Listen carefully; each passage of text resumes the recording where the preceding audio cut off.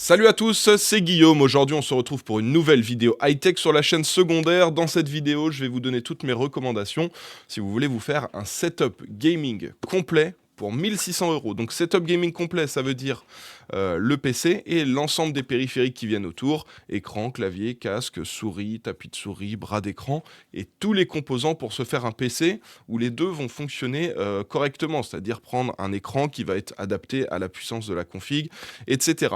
Donc là, j'ai essayé de vous préparer en gros une config idéale pour du gaming et les périphériques, j'ai essayé de prendre quelque chose qui serait bien pour du jeu compétitif type du Valorant, du Fortnite, du Counter-Strike, etc. Donc ceux qui sont dans ce type de jeu, au niveau des périphériques que j'ai choisis, notamment par exemple la souris, vous verrez que vous avez du super bon matos. Donc pour info, on est très légèrement en dessous des 1600 euros au moment où je tourne la vidéo. Si vous prenez tout ce que je vous recommande, on est à 1585 euros exactement. Et vous verrez qu'il y a quelques petites alternatives. Normalement, vous avez la RAM que vous pouvez changer, vous avez le boîtier où je vous ai mis une alternative un petit peu plus chère, vous avez aussi l'écran, parce que l'écran de base que je vous recommande c'est du Full HD 240 Hz, mais je sais que certains préfèrent jouer en Quad HD, donc j'ai un autre écran qui coûte un petit peu plus cher qui est en Quad HD et qui est en 170 Hz il me semble, et vous avez un refroidissement pour le processeur si jamais vous voulez en mettre un. Et si vous prenez toutes ces petites options qui coûtent un peu plus cher, on est à 1705 euros. Donc voilà, donc là, ce guide d'achat, c'est si vous avez un budget aux alentours des 1600 et si ceux qui veulent se faire plaisir, prendre un petit water cooling pour leur PC, etc. C'est possible, ça coûtera juste un petit peu plus cher. Dans tous les cas, je vous mets les liens et les références de tous les produits que je vais vous présenter dans la description de la vidéo. Et puis, je vais vous expliquer exactement pourquoi j'ai fait ces choix-là pour les composants et pourquoi, selon moi, c'est le meilleur choix à faire quand on veut faire du gaming et qu'on veut s'acheter un setup complet pour ce prix-là.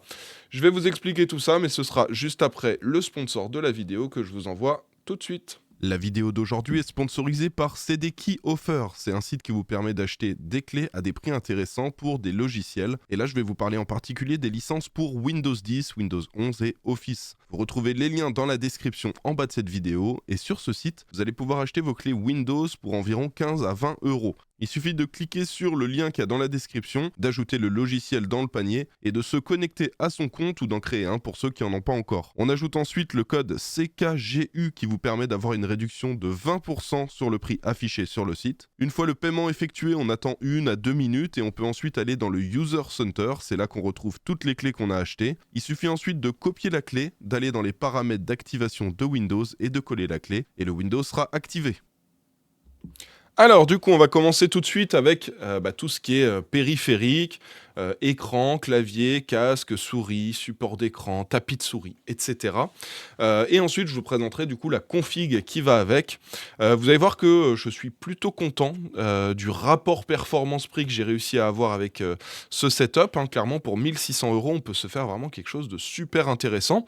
Et surtout tout en gardant des composants de qualité. Vous savez que à chaque fois c'est le choix que je fais. Le but c'est d'avoir du matériel de bonne qualité, qui va bien fonctionner, qui va pas tomber en panne, mais surtout du matériel qui va tenir dans le temps et qu'on va pouvoir faire évoluer au fur et à mesure du temps. Donc typiquement tout ce qui est périphérique, un casque, il faut que ce soit un casque où vous avez les oreillettes, elles vont pas s'abîmer au bout de 6 mois, 1 an, il faut que ça dure au moins 2-3 ans avec une utilisation intense. Pareil, la souris, faut que ça tienne bien, etc. Faut que ce soit résistant, les écrans aussi.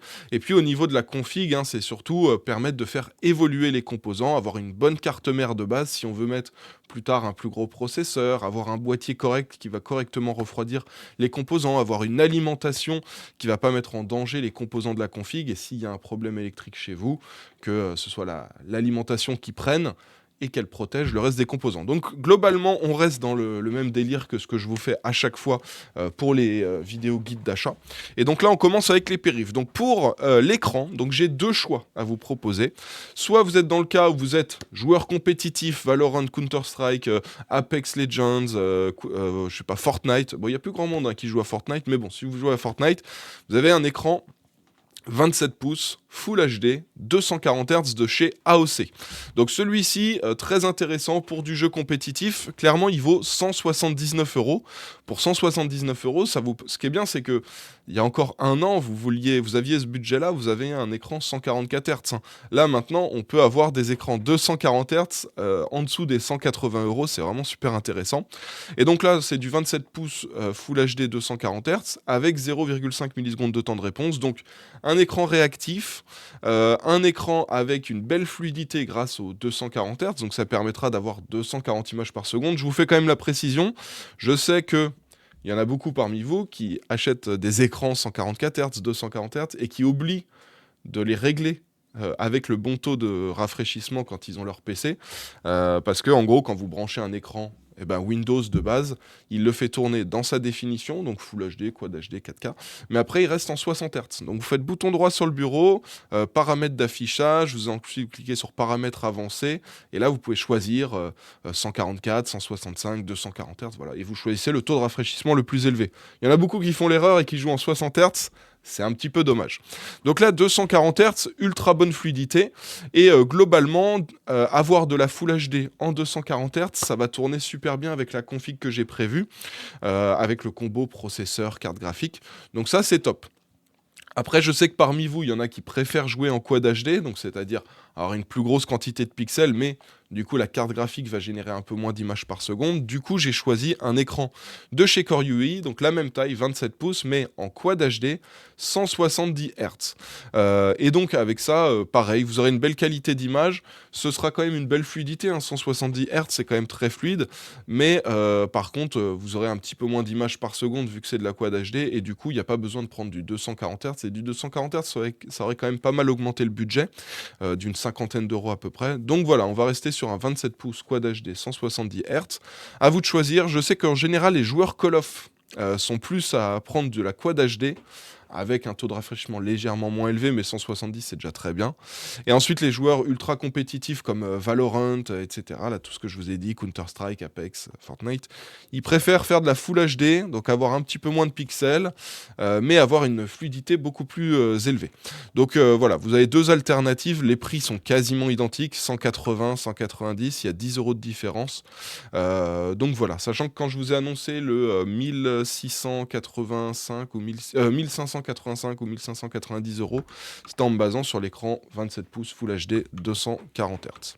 On a un petit support d'écran. Alors ça, pour info, vous allez le clipser sur votre bureau, ça va vous permettre d'avoir un bras articulé.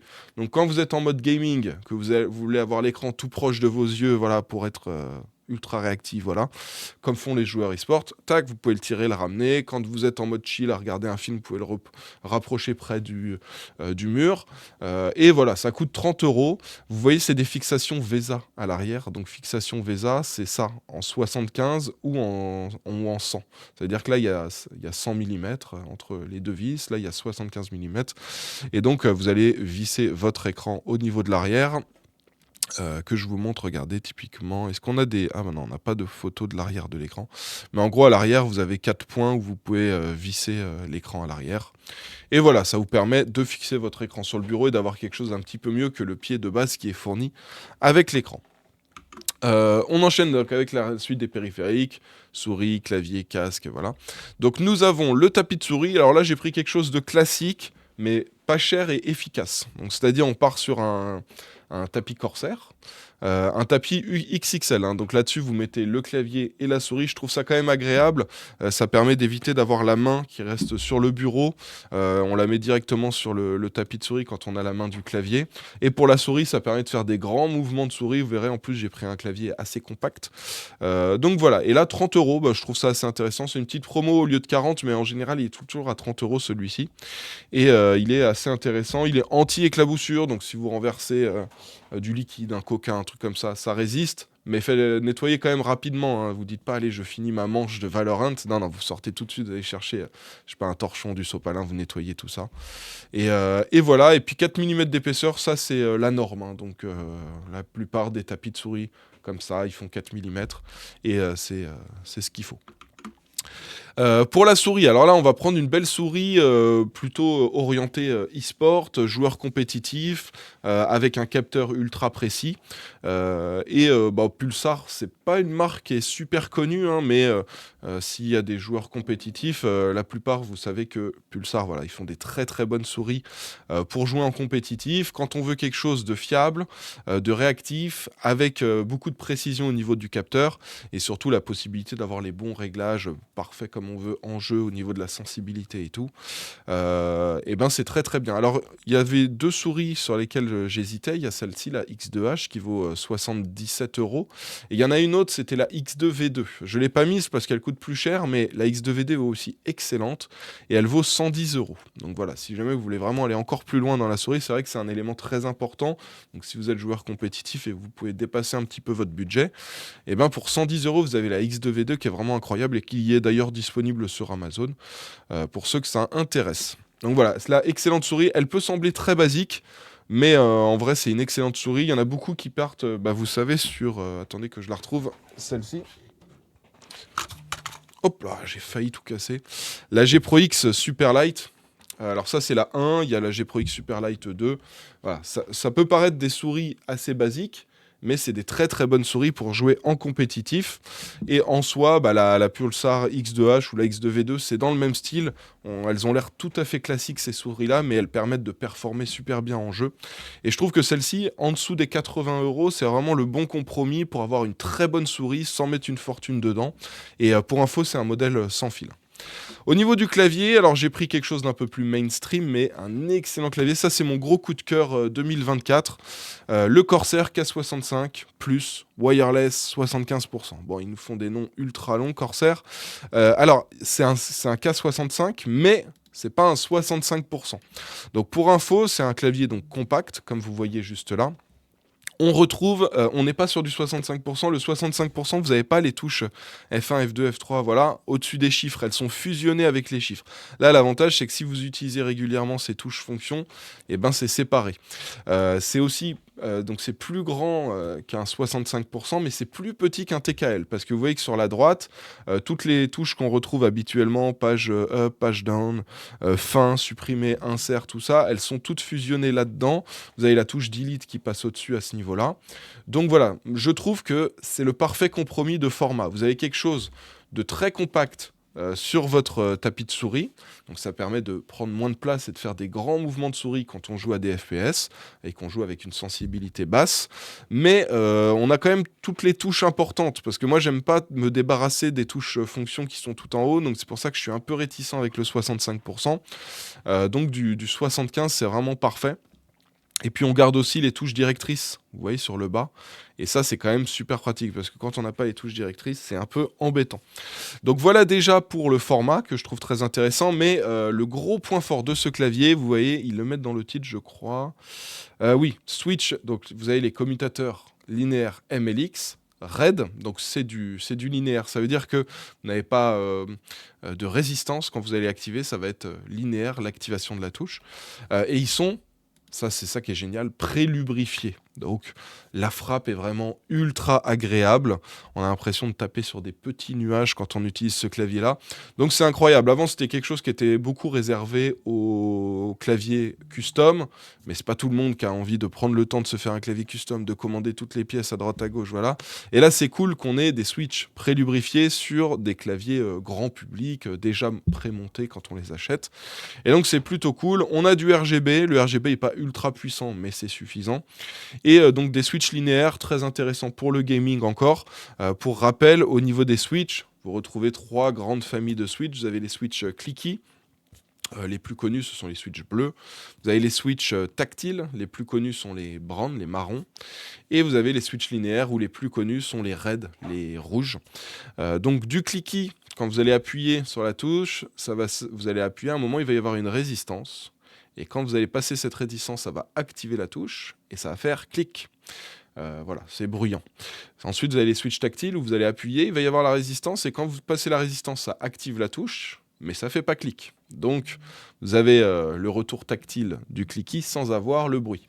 Et ensuite, vous avez les linéaires où ça s'active non-stop. Alors, il y a quelque chose qui est arrivé récemment, qui sont donc les claviers magnétiques, où là vous allez pouvoir vraiment dire je veux que ma touche elle s'active à 0,1 mm, à 1 mm, à 2 mm, à 3 mm. Ça c'est très intéressant, mais ça coûte aussi beaucoup plus cher. Donc j'en ai pas mis, mais sachez qu'il y a des alternatives qui peuvent être intéressantes. C'est juste que si je voulais quelque chose dans ce budget-là, c'était du QWERTY. Moi je voulais de l'AZERTY, donc voilà, un petit peu compliqué. Je trouve que là, avec ce clavier-là, on a vraiment l'excellent compromis. Pour 150 €, on a un très très bon clavier, très agréable à utiliser, très réactif aussi pour du jeu compétitif, et avec le bon compromis entre la taille et toutes les touches qui sont disponibles. Au niveau du casque, on retrouve le Corsair HS80 RGB. Donc c'est un casque qu'on retrouve à 110 €. Alors de temps en temps il est en promo, de temps en temps on l'a à 80 €. Donc si vous n'êtes pas super pressé, que vous attendez un petit peu, parce que là bientôt il va y avoir le Black Friday, je suis quasi sûr qu'on le retrouvera à 79 ou 89. Celui-ci, c'est un casque, c'est pour moi quasiment le casque parfait, parce que la qualité audio est excellente, la qualité du micro est très très bonne, et le confort est vraiment excellent. Vous voyez les petits coussinets, là j'essaie de vous les zoomer un petit peu, les petits coussinets que vous avez dessus, vous mettez le casque sur les oreilles, vous ne sentez plus rien, c'est comme s'il y avait un fauteuil pour les oreilles. Donc en termes de confort, c'est vraiment parfait. Même après plusieurs heures d'utilisation, c'est bien. Et la qualité audio est très très bonne, très belle spatialisation du son. Donc si vous jouez à des jeux voilà, type Counter-Strike ou Valorant, qu'il faut absolument savoir d'où viennent les ennemis, est-ce qu'ils sont au-dessus, en dessous, derrière, voilà, de où ils viennent. Voilà, c'est aussi un très très bon casque pour ça. Et alors bon, il y a écrit 7 points, mais c'est de la 7 points simulée, hein, il n'y a pas 7 haut-parleurs dans le casque. Mais voilà, c'est un très très bon casque. Alors j'ai préféré vous mettre un très bon casque en filaire qu'un casque sans fil qui serait moins bon. Je pense que pour le coup, avoir un casque avec un fil, c'est pas bien grave, mais au moins vous gardez une bonne qualité de micro pour parler avec vos potes sur Discord avec qui vous faites les games. Et en plus de ça, ça vous permet en gros d'avoir une excellente qualité audio, parce que soit on veut du sans fil et ça coûte beaucoup plus cher, soit on veut garder le même budget et avoir du sans fil et la qualité est moins bonne. Et moi, je voulais quand même qu'il y ait un bon niveau de qualité vu qu'on est sur un setup à 1600 €. Donc ça, c'est le parfait compromis et pour moi, c'est mon gros casque coup de cœur pour 2024. On passe maintenant à la config. Donc là, vous avez eu deux alternatives pour l'écran. Le bras pour l'écran, le tapis, la souris, le clavier et le casque. Donc là, on a l'ensemble des périphériques au complet. Et maintenant, je vous présente tous les composants de cette config. Donc pour la carte mère, on part donc sur une config en Intel avec du B760. C'est la MSI Pro B760p Wi-Fi DDR4, donc on est sur une config DDR4. Pour info, la config coûte aux alentours des 1000, 1100 €, 1050 je crois de mémoire. Donc comme je vous le dis habituellement, en dessous des 1200 €, je reste sur de la DDR4. Au-delà des 1200 €, je passe sur de la DDR5. C'est à peu près le moment où je trouve que ça commence à devenir intéressant de mettre de la DDR5. Ceux qui ont un tout petit peu plus de budget, vous pouvez prendre une carte mère en version DDR5 et de la DDR5 avec. Comptez peut-être 80-90 € de plus en termes de prix. Mais ça peut être un move intéressant pour ceux qui veulent avoir une config qui tiendra encore plus longtemps dans le temps. Donc là, cette carte mère, elle coûte 144 €. Elle a le Wi-Fi qui est intégré et c'est du B760. Donc ça permet de prendre les processeurs Intel 12000, 13000, 14000. Et vous verrez là, on va pas mettre l'un des plus gros processeurs, on va mettre du milieu de gamme, mais c'est une carte mère qui est prête à accueillir un gros processeur plus tard. Si vous voulez mettre un i7 13000 de 13e génération, ce sera tout à fait possible et cette carte mère le gérera correctement. Pareil, on va mettre 2 barrettes de RAM et il y a 4 emplacements. Donc si plus tard vous voulez rajouter 2 barrettes supplémentaires, ce sera aussi possible. Donc voilà, une bonne base pour accueillir notre config avec un budget qui reste quand même correct, hein, c'est moins de 10% du prix global du setup et ça permet d'avoir quelque chose de très très bien pour accueillir tous les composants. Au niveau du processeur, j'ai choisi de mettre le Intel Core i5 12400F. Alors il y en a qui me disent Guillaume, pourquoi tu mets encore de la 12e gène alors que la 14e gène elle est sortie, voilà. Et moi je regarde le rapport performance-prix, je dis ce processeur, il me donne tant d'images par seconde en jeu, il coûte tel prix, et je sélectionne les plus intéressants. Donc, clairement, dans certains budgets, c'est le 12400F qui est le plus intéressant, parce que le prix a beaucoup baissé. Dans d'autres cas, ce sera de la 13e gêne, dans d'autres cas, ce sera de la 14e gêne, dans d'autres cas, ce sera des processeurs AMD Ryzen. Mais vous savez, moi, à chaque fois, ce que je regarde, c'est le rapport performance-prix. Combien de performance je peux avoir pour un certain prix, et je prends le processeur le plus intéressant. Donc des fois il y a de la 12e gêne, des fois il y a de la 13e gêne, mais c'est pas bien grave si en 2024 vous achetez un processeur de 12e gêne, hein, ça pose pas vraiment de problème. Donc là c'est le 12400F, le prix qui continue de baisser, avant on était aux alentours des 150, là on est à 126 €, donc très intéressant, ça permet d'avoir de très bonnes performances, même en Full HD, de monter très haut dans les FPS. Donc si vous utilisez ça pareil pour du jeu compétitif, ça va super bien fonctionner. Alors je vous parle beaucoup de jeux compétitifs, mais ceux qui jouent plus à des jeux qui demandent moins d'images par seconde, mais qui demandent des bonnes performances globalement en jeu, enfin c'est des processeurs qui sont ultra polyvalents, hein. C'est juste que pour du jeu compétitif, en général, ça demande pas mal de ressources processeurs, donc c'est pour ça que je vous précise que pour du jeu compétitif, il fonctionnera super bien. Alors là, on a un élément de la config qui est facultatif. Donc si vous ne le prenez pas, vous serez légèrement en dessous des 1600 €. Si vous le prenez, vous allez dépasser un petit peu. Ça vaut 60 €. Pour info, avec le processeur Intel, là, le 12400F, vous avez un petit ventirad qui est fourni avec. C'est pas le meilleur système de refroidissement. En soi, c'est un ventirad qui va être suffisant pour refroidir le i5 12400F, mais il sera un peu bruyant. Donc si jamais vous voulez gagner quelques degrés sur votre processeur et avoir moins de nuisances sonores, vous pouvez partir sur ce petit Water Cooling Thermalright Frozen Note en 240 mm, donc deux ventilateurs 220. Et ça, c'est l'excellent rapport performance-prix. Si vous avez regardé mes vidéos, le top 10 des meilleurs water cooling, le top 10 des meilleurs ventirad, vous savez que Thermalright, ils détruisent complètement le marché en ce moment avec leurs produits. Et là, bah oui, vous mettez 60 €, vous avez un water cooling silencieux, efficace. Alors c'est pas le plus efficace qu'il y a sur le marché, mais il est meilleur que ce que d'autres marques proposent à 120 €, alors que celui-là il en vaut que 60. Donc c'est vraiment un super bon compromis. Ceux qui veulent pas le plus efficace, mais qui se disent ok, je veux être dans le top 20%, mais en ayant le prix de l'entrée de gamme, 60 €, et ben pour moi c'est vraiment un excellent choix. Alors vous avez du 240, mais vous avez aussi du 360. Là je vous ai mis un petit 240, je pense que c'est largement suffisant pour un i5 12400F. Alors ensuite pour la RAM, là aussi il y a deux choix. Soit vous avez le kit par défaut que je vous propose, soit si vous voulez vous êtes OK pour dépasser un peu les 1600 € pour le setup, j'ai un deuxième choix. Donc le premier choix, c'est les Corsair Vengeance RGB Pro, 3200 MHz, latence Cas16, en 2 x 8 Go. Donc 16 Go au total. Pour info, la quasi-totalité des jeux fonctionne très bien avec 16 Go au total. Il commence à y avoir certains jeux qui sont un peu plus gourmands, il y en a quelques-uns par-ci par-là que quand vous leur mettez 32, ça se passe un peu mieux. Mais globalement, la tendance, c'est qu'avec 16 Go, ça fonctionne encore bien, hein, le gaming aujourd'hui. Donc en soi, ça peut être suffisant. Ça coûte 58 €. Et comme d'hab, je vous le dis, pour de la DDR4, le 3200 C16, c'est le bon spot. Vous avez une fréquence très élevée, enfin assez élevée, le 3200, là on essaie d'avoir la fréquence la plus élevée, et la latence Cas16, on essaie d'avoir le plus faible possible, mais en gros là vous avez le bon compromis, ça veut dire que vous allez avoir de très bonnes performances avec une fréquence élevée comme celle-ci et une latence faible comme celle-là, sans exploser le prix. Vous pouvez avoir un petit peu mieux, hein, vous pouvez monter au-dessus, 3600, 4000, vous pouvez descendre un peu sur la latence, mais tout de suite ça va vous coûter le double ou le triple du prix pour très peu de performance en plus. Donc on essaie de trouver le bon spot. Le bon spot c'est ça, 3200 C16 pour la DDR4. Pour info, si vous prenez de la DDR5, hein, si jamais vous vous dites moi je veux de la DDR5 pour ma config, ce que je vous recommande moi c'est 6000 MHz latence Cas30. Donc du 6000 C30 et pour de la DDR4 du 3200 C16, c'est vraiment le parfait spot pour avoir le bon rapport perf-prix. Donc là, 58 € et vous avez 2 x 8 Go. Il y en a peut-être parmi vous qui se disent bon, bah moi, tel jeu auquel je joue, il me faut absolument 32 Go. Vous avez une option. On passe de 58 à 81 €. Ça augmente pas beaucoup le prix, hein, c'est 23 € de plus, donc c'est pas énorme.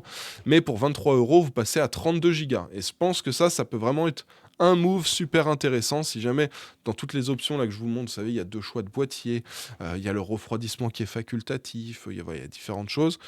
Si jamais il y a un move à faire, si vous pouvez très légèrement augmenter et passer au-delà des 1600, eh ben prenez la RAM pour 23 € de plus, vous doublez votre quantité de RAM, vous passez à 32 Go. C'est des barrettes de RAM très similaires, hein, c'est des Corsair Vengeance RGB RS, hein, c'est une édition un peu spéciale, mais c'est les mêmes mémoires à l'intérieur. Pareil, c'est du 3200 C16, mais on a juste 2 fois plus de quantité de mémoire. Et pour le futur, ce sera mieux. Je vous fais aussi une petite précision, parce qu'au début, je vous ai dit, regardez, il y a 4 emplacements pour la RAM. Donc si vous voulez rajouter 2 barrettes par la suite, ce sera possible. Pour info, si vous faites un upgrade plus tard, si vous prenez là au début les Corsair Vengeance RGB RS en 2x16, voilà, et que vous voulez rajouter, passer de 32 à 64, vous prenez exactement les mêmes. Donc les Corsair Vengeance RGB RS, la même référence, prenez la même quantité 2x16. Voilà. Vous prenez la même fréquence, la même latence, les 3200 C16. On fait ça pour éviter qu'il y ait des bugs.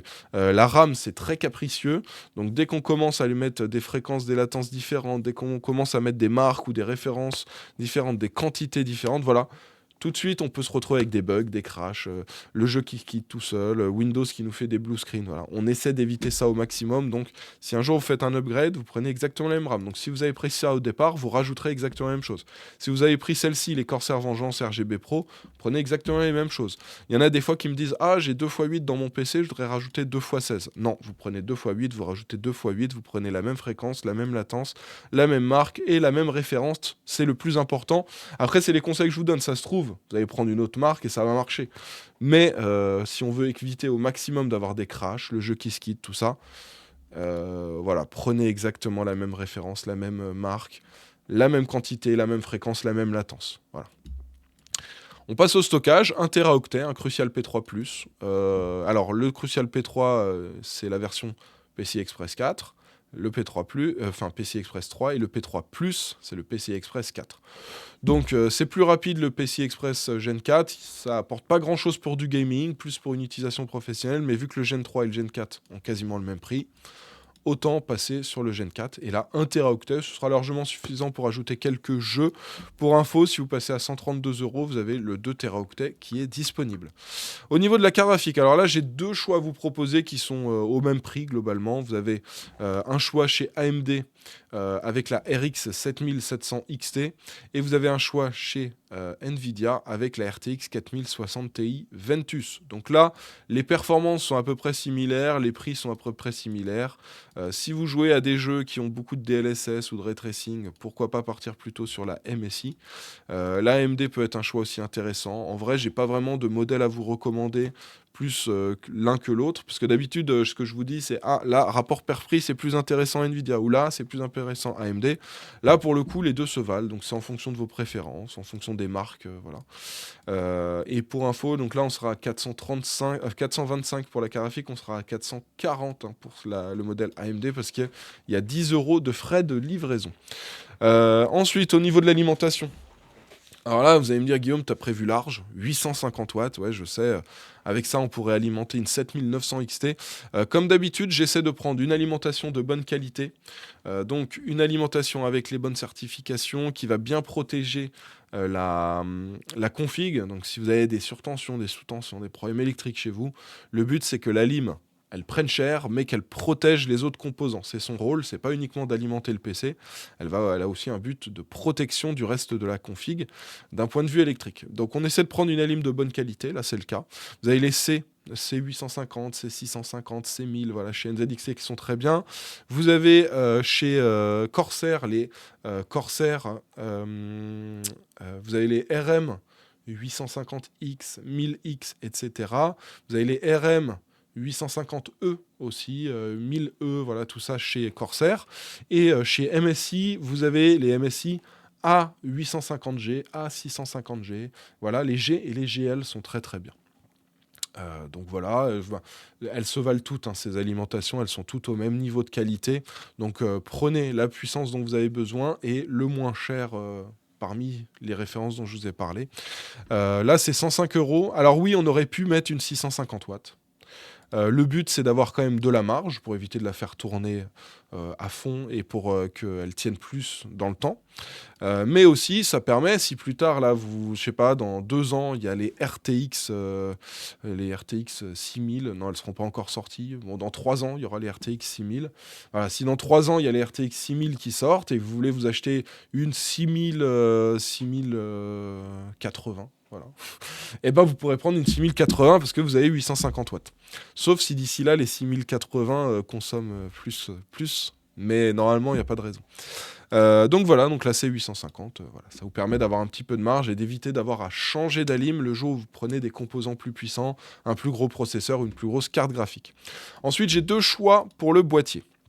Alors on a le choix un peu classique, un boîtier pas incroyable mais qui fait largement l'affaire, le MSI MacForge 112R qui vaut 70 €, qui a une façade en mesh, donc pour bien faire respirer la config et ramener le plus d'air possible sur l'ensemble de la config pour à la fois la carte graphique et le système de refroidissement du processeur. On a 4 ventilateurs RGB qui sont fournis avec, des ventilateurs ARGB, 3 en façade, 1 à l'arrière, tout ça pour 70 €. Donc c'est un boîtier qui est vraiment super intéressant, qui en offre beaucoup et ça va super bien fonctionner. À côté de ça, vous avez un alternative. Ça va coûter un petit peu plus cher, donc vous allez dépasser les 1600 € aussi. Donc on passe de 70 à 95 €. Donc globalement 25 € de plus, mais vous avez un joli boîtier Corsair. Vous avez les 3 ventilateurs Corsair qui sont fournis en façade. Là, je vous recommande, si vous prenez ça, de prendre le water cooling, parce qu'il n'y a pas de ventilateur à l'arrière, donc vous avez les 3 ventilateurs qui font rentrer de l'air à l'avant, et vous mettez le water cooling sur le dessus pour faire sortir l'air, et c'est parfait. Donc là, c'est un choix aussi qui peut être intéressant. Perso, moi, je vous recommande, si jamais vous voulez upgrade, le plus important, ce sera la RAM. Vraiment, la RAM, si vous pouvez vous prendre le kit en 32 Go, ce serait vraiment top. Après, en deuxième choix, je prendrais le water cooling. Si vous pouvez prendre le water cooling, ce serait nickel. Et ensuite, pour le boîtier, perso, je resterai sur le MSI, mais ceux qui veulent se faire un petit kiff, avoir un boîtier un petit peu plus stylé, vous avez le Corsair qui est bien. Et ensuite, moi, au niveau des écrans, perso, je partirai sur le 27 pouces Full HD 240 Hz parce que je trouve que c'est une config qui est parfaite pour faire du jeu en compétitif. Et ce serait nickel. Enfin bref, on a fait le tour de cette vidéo guide d'achat du meilleur setup complet pour 1600 € avec les périphes et les composants. Je vous rappelle que vous retrouvez les liens et les références de tous les produits dans la description de la vidéo. N'hésitez pas à me partager dans les commentaires des idées de budget que vous voudriez que je fasse. Si par exemple votre budget c'est 2000 pour un setup complet, vous me dites. Je vais essayer de faire une fois par mois une vidéo de setup complet comme ça. Donc voilà, n'hésitez pas à partager ça dans les commentaires juste en bas. On va se laisser pour cette vidéo, on se retrouve dans quelques jours pour une nouvelle. En attendant, portez-vous bien. Ciao tout le monde!